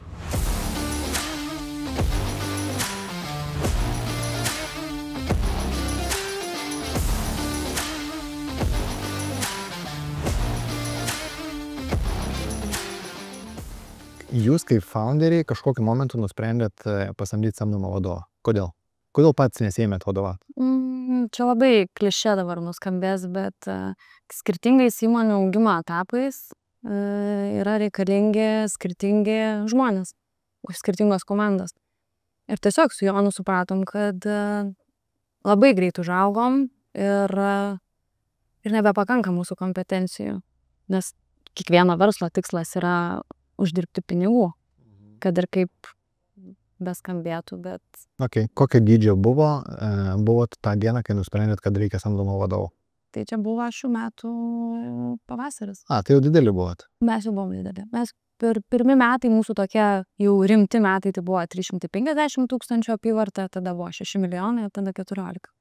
Kosmos. Visiškai. Ir tiesiog tada supratom, kad reikia pagalbos. Aš šiaip džiaugiuosi iš tikrųjų, kad founderiai priima sprendimą ir kad yra tas supratimas, kad kažkokiu momentu jiems neužtenka gebėjimo. Ir jie tą labai sąmoningai supranta, kad jiems neužtenka gebėjimo auginti toliau įmonę. Taip. Ir čia galvoju yra toks labai savalaikis ir teisingas sprendimas. Bet man įdomu, kaip jums sekėsi ateiti, kai yra founderiai kompanijos ir pakviečia žmogų profesionalą, kuris galėtų suvaldyti tą augimo procesą. Kokie iššūkiai iš toje vietoje pagrindiniai? Jo, šiek iššūkis tikrai labai didelis ir didelė atsakomybė. Pirmiausia yra visame šitame reikale. Pirmas kriterijus, kurio aš prašiau iš valdybos, ar ne, su kuria teko bendrauti, kurie atsirinkinėjo, kad iš tiesų būtų vertinamas tas mano įdirbis, ar ne, kompetencija ir aš turėčiau pasitikėjimą iš valdybos. Čia pirma sąlyga, nes jeigu nėra iš valdybos tokio beveik 100% pasitikėjimo, kredito, tai sunku kažką padaryti. O kaip jūs nusprendžiate, yra pasitikėjimas ar nėra? Tai čia ta vadinama chemija tikriausiai viena iš tokių, ar ne? Man nėra baisu, aš ne, jums šiaip maisto čia pramonė, ne, maisto gėrimų pramonė, jums pažįstama buvo iki tol? Jo, man tikrai šitas sritis buvo gerai pažįstama. Aš 18 metų atidaviau, beveik 18 metų, atidaviau Balžomi brandui, mineraliniam vandeniui. Tai visa ta gėrimų patirtis, visą laiką buvo su manim. Tada buvo toks tarpas, 3 metų, kur buvau verslo vystymo vadovė Biok laboratorijoje. Irgi pažįstu. Jau gavau pakvietimą tada čia prisijungti, įsivertinau ir priėmiau kvietimą. Taip sąžiningai, kai jūs atėjot, ką jūs atradot čia?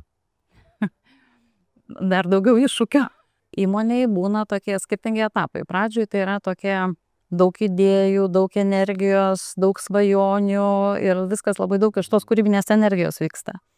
Po to ateina etapas, kada reikia ateiti ir sukurti tvarų verslą, ar ne? Tas yra startuolio fazė ir po to jau tokia ganėtinai stabilesnio verslo, pelningo verslo fazė. Kaip jūs galvojat, kai produktas greitai auga, taip kaip ane iššovė Bubble Tea, oh my god Bubble Tea, ar jūs sakote OMG Bubble Tea? Visaip, ir OMG, ir oh my god. Jo, tai kai greitai šauna, kokias klaidas dažniausiai galima padaryti? Dažniausiai teisingas pasiruošimas su resursais iš esmės ir su partneriais, nes yra gamybos kapasičius, kiek tu gali pagaminti. Ir jeigu staiga sprogo rinka ir tu neturi to kiekio, tai jau tu kaip ir pralošiai. Tai tu turi būti pasiruošęs, ar neturėti užtikrintą, kokybišką, tvarkingai paruoštą produktą. O kita pusė tai yra rinkos, kaip mes greitai jas galime atidaryti, nes tu šiaip lengvai neprisibelsi, ne, pas mūsų tinklus, kiek žmonės, ar ne, verslo partneriai beldžiasi ir kaip nelengvai ateina, o mes čia iš Lietuvos beldžiamės į visas šalis. Tai kiekvienoje Europos šalyje mes turim partnerius, dirbam su jais, bet jie yra skirtingo kalibro. Vieni yra silpnesni, kiti stipresni ir jeigu pas partneris į savęs mažas, jis irgi negalės sugeneruoti augimą. Tai jūs, kai einat ieškoti naujų partnerių, einat į prekybos tinklą tiesiai ar dirbat per agentus, per dilerius kažkokius, per atstovus? Mes naudojam visus įmanomus būdus, nes nėra vieno recepto, kaip teisingai vieną ar kitą rinką, ne, užkariauti, galim taip sakyti. Nes yra mažos rinkos, juose dažniausiai būna distributoriai. Jeigu didelės rinkos, jau labai verta eiti tiesiai, nes tai yra didelis pardavimas, didelė apyvarta. Tiesioginis ryšys, bendravimas su partneriu būtinas, promo veiksmų derinimas, ar ne, ir jeigu tu per partnerius, tai ilgai užtrunka, o jeigu tai yra dideli kiekiai, tai dar yra sudėtingiau, kompleksiškumo daugiau. Na, aš galvoju, kad čia mūsų gal jaunesniam žiūrovui klausimas yra, nu, bet jeigu tu matai, kad yra Lidlas, ne, arba jeigu matai, kad yra kažkoks prekybos centras, kodėl dar tau reikalingas kažkoks tarpininkas, kodėl eiti per distributorių kažkur dirbti, kai tu, nu, va, matai prekybos centrą ir tai gali susirasti kontaktą ir paskambintiesi. Tik taip atrodo iš pirmo žvilgsnio, ar ne? Iš tikrųjų yra truputį kitaip. Distributorius jis duoda greitį. Jeigu distributorius pasdirba su tinklais ir nori greitai įeiti, tai distributorius gali būti tas langas arba duris, pro kurias greitai įeisi. O gali būti ir kitas variantas, kad rinka yra tokia, kurioje yra dar labai stipri tradicinė prekyba. Tai tada nėra centralizuotų sandėlių ir reikia važiuoti per distributorių, kad jisai padengtų kuo plačiau. Kiek laiko užtrunka nuo pirmo skambučio į prekybos tinklą arba distributorių iki to, kai jūs jau išvežat produkciją? Koks yra vidutiniškai laikas? Ganėtinai ilgas, aš pasakysiu. Ganėtinai per ilgas, lyginant su to, kaip mes norėtume. Tai vidutiniškai tai tikriausiai yra taip 0,5 metų. Ir tai yra labai greitai. Nutinka kartais stebuklų, būna per 2 mėnesius kokius, nes ir susitarti reikia, ir sutartį pasirašyti, ir logistinės detalės suderinti. Bet būna ir 1,5 metų laikotarpis, ir 2 metai būna. Čia mes su jums, kai kalbėjome apie resursus, ar ne, jūs sakot, kad reikia pasiruošti gamybą, kad būtum pasiruošęs pagaminti, jeigu ateis didelis užsakymas. Bet čia toks višta ar kiaušinis, ne, reikia įdėti pinigų į gamybą ir tikėtis, kad ateis, bet nebūtinai ateis, o tada kiek reikia pinigų išgyventi iki tol, kol ateis. Būtent, tai čia toksai, gal sakyčiau, vienas didžiausių visom įmonėm iššūkių, ar ne, kaip teisingai suplanuoti ar subalansuoti tarp pardavimų plano ir žaliavų pirkimo. Nes žaliavas labai dažnai pirkti reikia iš anksto, gerokai iš anksto, tai gaunasi koksai 0,5 metų skirtumas ir būna, kad situacija pasikeičia ir tu planavai vienaip, o paskui nutinka kitaip ir atsiranda duobės, tai va ta vadyba, kaip suvadybinti, kaip tą cash flow saugoti, tai čia yra menas. Kiek yra grėsmės jūsų verslui, kad jūs užsikontraktavot žaliavas ir tada pasirašinėjot kokią sutartį su tinklu, ar ne, ir jums ten per vidurio kontraktą pasikeitė žaliavų kaina ir pabrango. Tokios jautrios rizikos gal nėra, pas mus kainos vis tiek metams yra suderinamos, kur yra galimybė subalansuoti. Čia ne tas atvejis, kai buvo karo pradžioje, ar ne, kai staiga viskas nutiko ir atsiranda žirklės tarp pakuočių, tiekimo kainų ir savikainos iš esmės. Čia kita situacija, mes susikontraktuojame metam, po metų gali keistis ir mes turim laiko susivaldyti, bet iš esmės didesnis tas iššūkis yra, kad bubble tea kaip tokia kategorija, jinai yra auganti, vis dar auganti ir jinai nenusistovėjusi, tai kai tu atsidarai naują rinką, gali staigiai iššauti viskas. Ar tai yra pirmas jūsų valdomas verslas su neigiama EBITDA? Ne. Ne. Nes aš esu įstikinęs, kad vėlgi skirtingo stiliaus vadovai yra reikalingi, kai verslas auga ir yra su teigiama EBITDA ir kai yra su neigiama. Čia skirtingai charakteriai. Bet man teko ir taip dirbti. Aha. Tai kai aš dirbau po Bažomio prekinio ženklo vėliava, pas mus praktiškai nebuvo metų su neigiama EBITDA. Visada tik į kalną. Taip. Bet ar yra skirtumas, skiriasi iššūkiai ar ne? Nes šiaip galim sudaryti įspūdį, kai jeigu įmonė gerai sekasi, jeigu dirba pelningai, tai ką, vadovai belieka savo bonusus pasiimti, nes dirbi tiesiog užsakymų priėmėjai. Vėlgi, tai toks klaidingas įspūdis. Aš galvoju, kad kuo lengviau iš šalies žvelgiant atrodo bet kurią įmonę, kuri kad šitaip lengvai sekasi, tai iš tiesų už to slypi labai daug prieš tai padaryto nuoseklaus atsakingo darbo ir ten dirba labai daug profesionalų, kad viskas būtų puikiai. Nes taip negali būti, nėra lengvų receptų visiškai. Tai tik iliuzija. Vis tiek galvoju, tai mes pripratę, galima sakyti, kiek, nežinau, kaip pripratę, bet tarkim, buvom pripratę prie šilto gėrimo, čia yra šaltas, truputėlį kitokio koncepto, ne? Ir vis tiek reikia rinką pamokinti. Kiek laiko užtrunka ir kaip reikia rinkai parodyti naują produktą. Nes aš, pavyzdžiui, eidamas pro šalį nesugalvosiu niekada nusipirkti. Tikrai taip. Tai pirma, tai aišku, svarbu dirbti su teisinga target audiensu, tai nežinau, kiek jūs target audiensas, ar ne, bet iš tiesų... Sakai, kiek 12-13 metų, ne? Jo.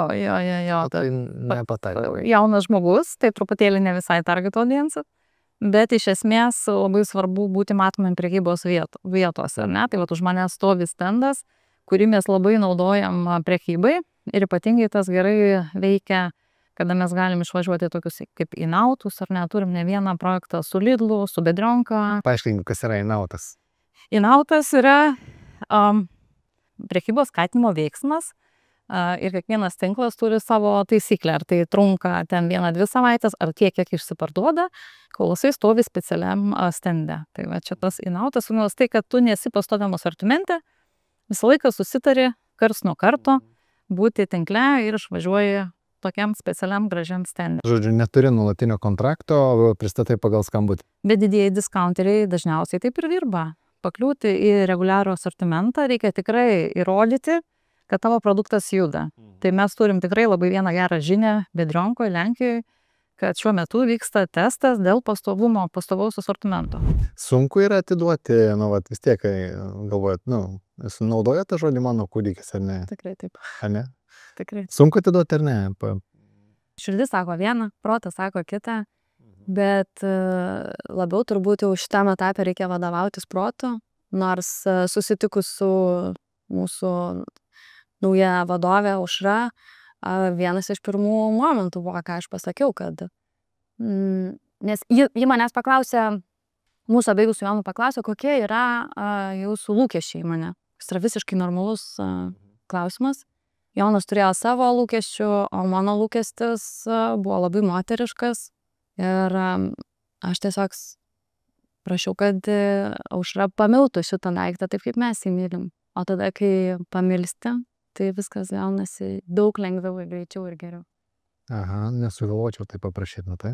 Gerai, tai dar biškai noriu nušokti pradžią, ne, kaip, kad priminti, žiūrovai noriu priminti, kad kas nesat matę, tai Jonas yra buvęs mūsų laidoj ir jis dalyvauja ir šitam versle ir kaip judėjo keliai susiejo.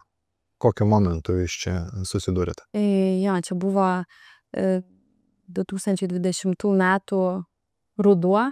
Aš tuo metu buvau dekretinėse atostogose ir Jonui mane rekomendavo mūsų bendras pažįstamas per LinkedIn. O Jonas tiesiog ieškojo žmogaus, kuris jam gali sukurti gėrimą. Ir kadangi buvo Covidas, mano sūnui buvo metai laiko, tai mes nuotoliu sukūrėm šitą daiktą. Man labai pasisekė, kad sūnus miegodavo po 4 valandas, tai aš pagulydavau jį ir eidavau namie į virtuvę kurti OMG. Čia palauk, čia buvo Covidas, ar ne? Tai jūs negalėjot su Jonu susitikti? Ne, mes susitikom su Jonu pirmą kartą po 1,5 metų gyvai. Jau produktas buvo lentynai. Čia pirmas verslas, kur turi akcijų? Taip. Aš galvoju dažnai, čia dažnas klausimas, ar kaip prisitraukti kompetenciją į projektą, kaip išlaikyti motyvaciją, kad nepabėgtų. Nes lygiai taip pat Jonas galėjo tau pasiūlyti ir tiesiog kurti ir mokėti. Ir matyt, būtų suradęs kažkokį sprendimą, kad tau būtų įdomu, ne? A ką keičia, kai tu tampi vienas iš savininkų bendrovės? Ar keičia ką nors? Keičia. Aš niekada neplanavau būti verslininkė. Ir nemokėjau ją būti. Ir turbūt ir dabar nemoku kažkiek, bet tikrai ne viską. Labai yra toksai, kaip ir sakei, toks savas vaikas. Kažkaip tas rūpestis yra labai labai didelis. Ir tikrai užtrukau 1,5 metų, kol išmokau nepriimti dalykų asmeniškai, kur perdėtai neįdėti darbo, kurio gal nereikia, arba nesureikšminti tokių detalių, kurios tik man yra svarbios. Ir nei visam verslo paveikslė, jos iš vis yra nesvarbios, bet man jos yra svarbios. Duok kokią nors konkrečių pavyzdžių. Nežinau, čia, pavyzdžiui, ir pas Joną yra tokių, kur dabar pirma mintis iš tikrųjų apie Joną, tą svarbų dalyką. Mes ten grįžo kažkada jis po atostogų, naują dizainą kažkokį skonį paleidinėjom ir sako, blemba, sako, burbuliukas čia negražiai, arba čia kodėl čia negerai čia, negražu, o ten tas vaizdinys ar ten tas paveiksliukas, yra 5 mm dydžio. Aš sakau, Jonai, bet čia tokia, nesminis momentas. Kaip tu taip galėjai patvirtinti dizainą?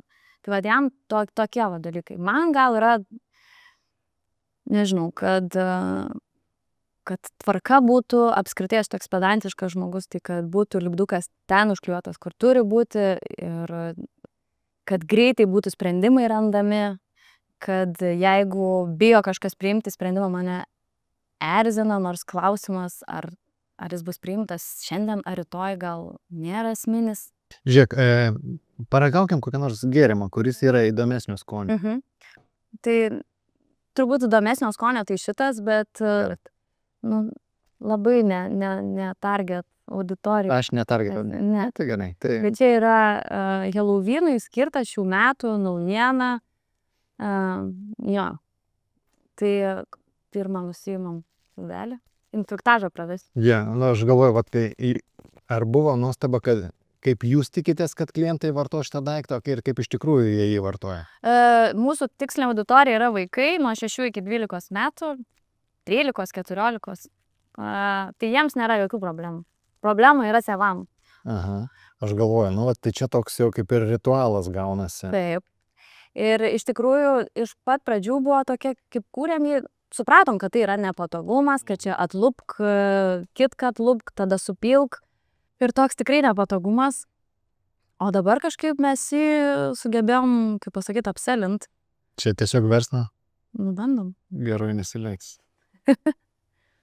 Bet, va, matai, čia praktikos reikalas. Man viskas gavos. Ir, o dabar tai yra, mes parduodam, kaip aš labai mėgstu šitą pasakymą, kad this is not a drink, this is experience. Kad toksai do it yourself, pasidaryk pats sprendinys. Maišyt nereikia, ar reikia? Ne. Esmė tokia, kad reikia gerti ir pačiupti burbuliuką. Nu gerai, pamanau. Aha. Nu, Halloweenas. Man su Halloweenu tai jokios asociacijos. Galvoju su kuo, su mokykliniu kompotu gal. Kas man dar įdomu, ne? Pradėjo jūsų verslas augti. Nu ir faktas, kad jums tikėtina prireikė ne tik tai kompetencijos, bet ir pinigų. Taip. Investuotojus sugalvojat pritraukti. Kaip atrodė va tas procesas? Tai visiškai, dar gal pradėsiu nuo truputį toliau, vis dar grįžtu prie tos pačios parodos, stebuklingos Paryžiuje, kur mes užaugom per vieną naktį ir supratom. Čia paroda? Paryžius Jal. Tai kas 2 metus vykstanti didžiausia maisto paroda Europoje. Ten išvis buvo toksai partizaninis marketinginis ėjimas. Tai netyčia gavosi mums ir gavosi gerai. Mes gavome paskutinę minutę ten tokį stendą, gal kokį 1,5 metro pločio, išgelbėjo mūsų Litfoodas ir mes atsivežėm 3 paletės gėrimų, nes nu, kas gali būti geriau negu savo produktą padalint. Tai 3 paletės atsivežėm ir mums netilpo nei pusę paletės į tą stendą. Ir viską, nu, nei firminė, gal jau apsikovavom barikadom, viskas. Tai mes taip ir palikom ant praėjimo tas likusias 2 paletės. Tai to pasakoje visi vaikščiojo su MG Bubble, tai podeliais parodoj. Ir tai buvo kažkoks ažiotažas, nauja, tuo metu iš vis buvo nematytas dalykas. Nu ir tada grįžę iš parodos mes supratom, kad reikia pinigų. Kad mes turim augti, neturim laiko ir kad reikia pinigų. Tai pasidalinom turbūt atsakomybėm su Jonu. Tai Jono buvo investuotojų paieška ir pritraukimas, o mano buvo toliau vystymas, dėliojimas, kaip mes toliau galim augti, auginti savo gamybinius pajėgumus. Tai buvo tikrai sunku. Jonas apėjo turbūt virš 20 žmonių, įmonių, kuriem pristatė OMG kaip potencialią galimybę investuoti. Tai iš pradžių pasirašė tik vieni. Ir toks įdomus faktas, kad žmogus, kuris nevartoja jokių gėrimų apart vandens. Mūsų pirmasis investuotojas paragavo Bubble Tea mūsų turbūt prieš kokius 3 mėnesius. Tada, kai sukūriau su sumažintu cukrum. Kai jūs atsirinkinėjate, ar galima pasakyti, kad atsirinkinėjote investuotojus, ar tiesiog ėmėt svarbu, kad jums duotų? Šitaip vyko. Tikrai šitą etape galiu drąsiai pasakyti taip. O kuriame etape atsirado pas jūs, turbūt galiu sakyti, kada Kolo grupė yra investuotojas jūs, ne? Čia vieša informacija. Jau vėlesnis etapas, Vėlesnis etapas, bet mes vėlgi turėjom kokybinius iššūkius, turėjom 2 kalniukus. Tai su pirmu kalniuku, net ne su pirmu kalniuku, o čia truputį prieš pirmą kalniuką atėjo pirmieji investuotojai, o po antro kalniuko atėjo Akola. Kalbant iš verslininko pozicijos, jūsų produktas yra labiau Gėrimas ar labiau marketingas? Aš vėl su savo istorijom. Aš istorijų žmogus, kažkaip man taip gyvenime susidėlioja. Pirmus 2,5 metų mes neturėjom marketingo skyriaus.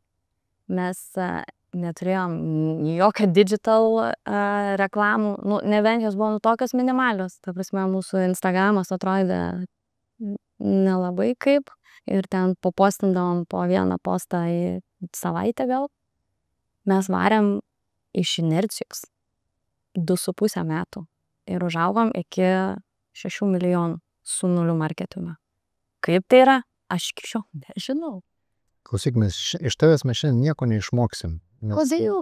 Mes, jeigu žiūrom, sakysim, nori daryti verslą, reikia, kad jums sukristų žvaigždės. Nu, kur čia jinai pas kokią burtininkę? Kas čia per patarimas, ne? Aha, bet čia yra labai svarbi dalis.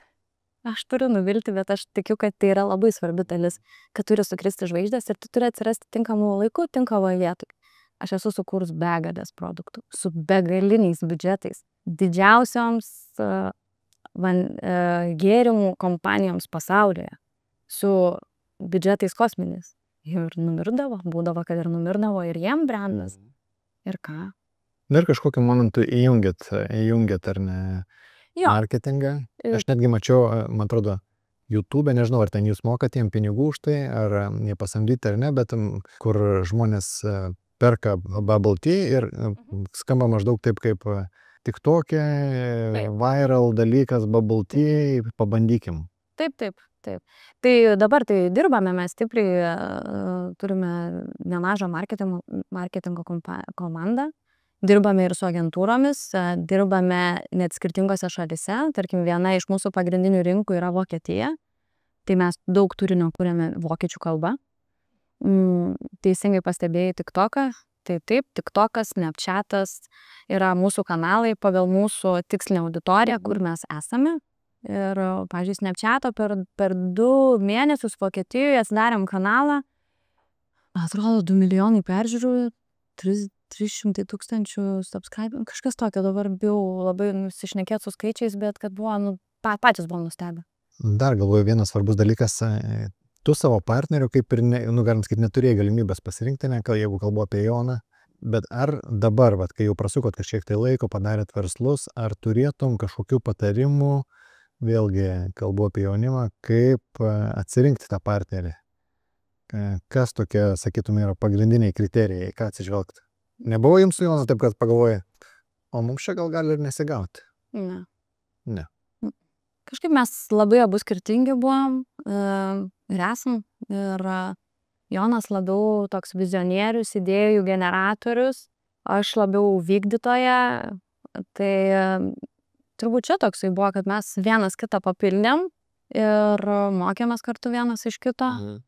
Ir aišku, labai svarbus šiais laikais emocinis intelektas ir palaikymas, nes ne viskas yra vien tik apie rezultatus. Jeigu tau nefainai ateiti į ofisą dirbti arba pasiskambinti savo partneriui, tai nieko nebus. Tikiu, kad būna dienų, kai motyvacijos, ar būna taip dienų, kad pristinga motyvacijos? Būna. Kas yra tie tokie varikliai? Nes aš, pavyzdžiui, save pradėjau gaudyti, kas mane motyvuoja. Pavyzdžiui, nežinau, pažiūrėjau filmą, perskaičiau knygą, susitikau su kažkokiu žmogum, pajutau, kad mane tai įkvepia kažkuriam tai laikui, aš užsirašau tai, užsifiksuoju, kad mane toks dalykas įkvepia, kad kai vėl neturėsiu motyvacijos, kad aš galėčiau sugrįžti prie to. Kas tave įkvepia, kas tave sumotyvuoja, kai eina biškį žemyn motyvacija? Kažkaip gal labiausiai motyvuoja tas atsisukimas atgal, kiek jau prabridom, kiek visko išmokom, kiek susitvarkėm, kiek padarėm ir kažkaip pasižiūri tai ir nebėra kelio atgal. Dabar tik į priekį.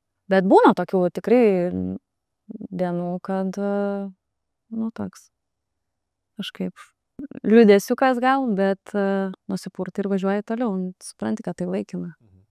Tik reikia susitarti su savim, su savo galva. Man labai fainai yra, kai aš jau pavargstu, aš kažkaip gyvenu nuo vienos parodos iki kitos parodos. Tai parodos labai įkvepia. Kodėl jūsų Taivane nėra? Labai toli plukdyti atgal. Čia kaip čia loginį akcentą reikia sudėti ant žodžio atgal. Taip, nes į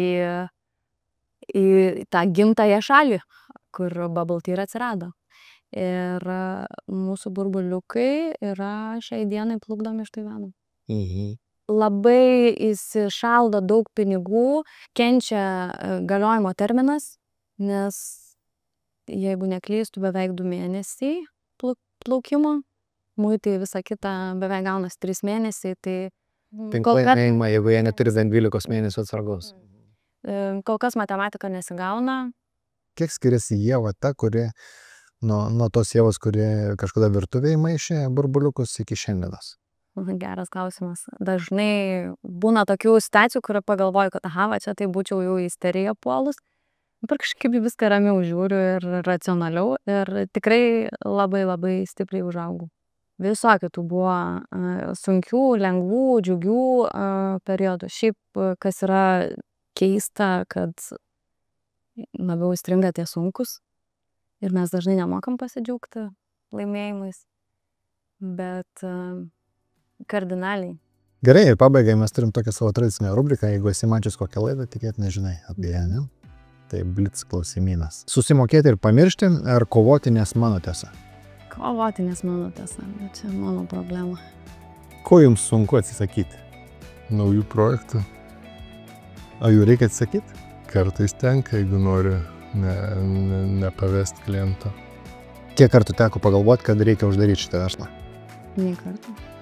Kokia buvo pirmoji uždirbta suma, kuri leido psichologiškai atsikvėpti, kad jau kažką uždirbau? Gal sakyčiau keliasdešimt tūkstančių, kur jau taip jautiesi žymiai saugesnis. Kai jau gali kažkokią investiciją padaryti, ne tik tai... Investicija, žinai, kad jau ten kažkiek mėnesių ten ramus būsi. Koks buvo tavo brangiausias emocinis pirkinys? Labai moteriškinis kūnės rankinukai. Tai jau būčiau sakė 1 iš 1. Kiek kainavo? 1200 eurų. Okay. Praktika korporacijoje ar bakalauras universitete? Po bakalauro praktika korporacija. Jeigu turim tik vieną variantą. Ne, aš manau, kad bakalauras turint įsilavinimą. Jo. Sakyčiau bakalauras. Bakalauras. Jo, vis tiek jisai išmoko mokytis. Tau praktika, tu turi kažkokį bazinių gebėjimų turėti, kad realiai tą praktiką tinkamai panaudoti. Jeigu tu be žinių praktikuojasi, tai, nežinau, sakyčiau, vis tik labai jaučiasi skirtumas, ar žmogus ten su išsilavinimu arba išsilavinimu, mūsų srity tai skiriasi, kai kur inžinieriai gal net neįmanoma be išsilavinimo, atestato ar kitų dalykų dirbti. Bet bendrai, jeigu ten bet kurią sritį žmogus vis tik tai baigęs universitetą, jisai daug didesnė tikimybė, kad praktikai bus sėkmingas. Ar darytų verslą su draugais? Ne. Su šeima? Bet ar galima tapti, pradėjusi verslą, ar galima tapti draugais? Taip. O su šeima? Irgi gal ne. Bankrutuoti ir sutaupyti, ar likti skoloje, bet tęsti? Mes turėjom patirtį, kad turėjom nemažai skolų bankui ir tęsim. Bet tai 7-8 metais iš tikrųjų buvo šitas klausimas ir čia ne tik man, visiems iš tikrųjų nelengvas, tai mes tęsim. Bet kai dabar praėjo, tai teisingas buvo sprendimas? Aš manau teisingas. Ta prasme... Galbūt geriau buvo nusinulinti ir su tuo likusiu kapitalo sustartuoti, kai viską rinka atsigavo? Jo, bet iš tikro, kaip ten sako, už vieną muštą ten 10 nemuštų duoda. Tai ta patirtis gal nėra malonė, bet jinai augina stiprumą, pasitikėjimą ir klientai mato, kaip tu elgiesi, nes statybų srityje, ko gero, nežinau, didesnė dalis pasirenka bankrutuoti ir iš naujo Feniksą kažkokį turėti. Gerai, o kada paskutinį kartą galvoja, ir sekasi man? Nežinau. Aš čia nesugalvoju dabar to, kad tai kaip liūdna. Moki švęsti mažas pergalės? Sunkiai, kaip matai. Tai yra ko pasimokyti. Taip. Tai ko ir linkiu tau. Ačiū labai. Tai ačiū, kad pasidalinat, kad papasakojat. Dėkui.